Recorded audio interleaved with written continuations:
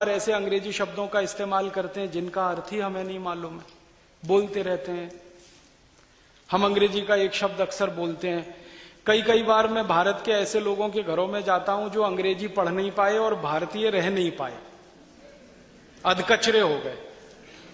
हाँ, अंग्रेजी पढ़ नहीं पाए पूरी और भारतीय रह नहीं पाए, ऐसे घरों में जाता हूं। तो वो किस तरह से बात करते हैं, ओ Rajiv Dixit, she is my missus. मैं कहता हूं really she is your missus? तो वो थोड़े बौखला जाते हैं, क्या बोल रहे हैं।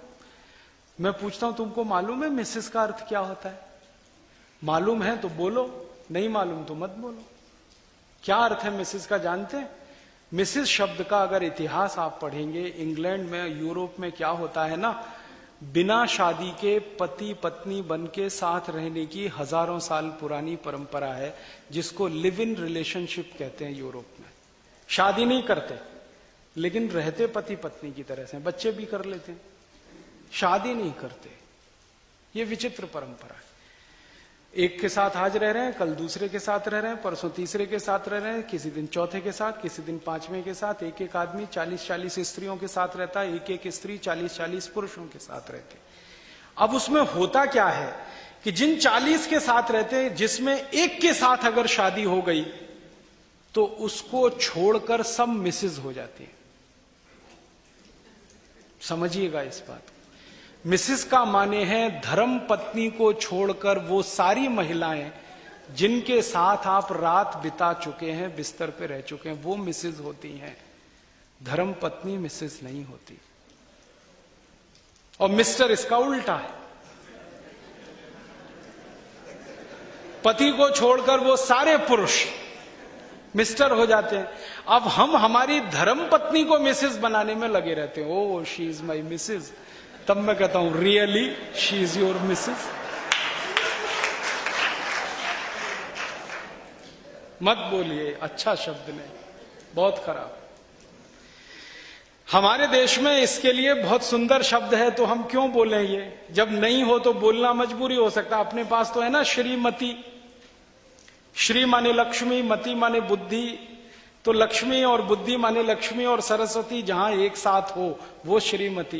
कितना सुंदर शब्द है। तो श्रीमती छोड़ के मिसेस में क्यों फंस गए?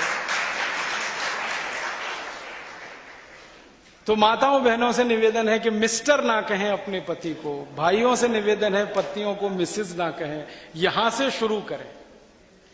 और एक बहुत खराब शब्द है अंग्रेजी का, मैडम। बहुत खराब। ये जो मैडम शब्द है ये अंग्रेजी का नहीं है, मूलतः फ्रेंच का है। ये फ्रेंच में एक शब्द होता है मां दाम। MA माने मां, DAME दाम।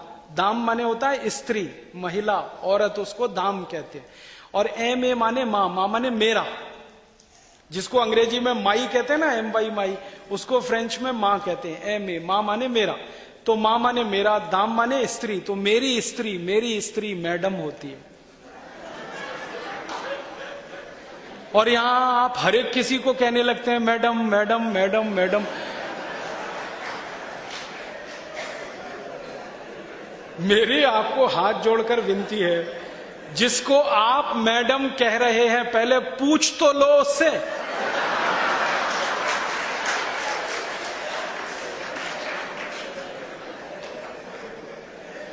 आप पूछो और वो आपको परमिशन दे, तब आप उसको मैडम कहो।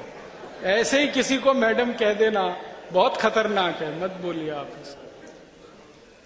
अंग्रेजी शब्दों का अर्थ जाने, समझें, फिर उसके बाद उनका उपयोग करें तो ठीक है। लेकिन जब आप जानते नहीं, समझते नहीं और उनका उपयोग करते हैं तो उसमें गुड़गोबर हो जाता है। तो ये फालतू अंग्रेजी शब्द अपने जीवन में ना लाएं। मैं तो आपको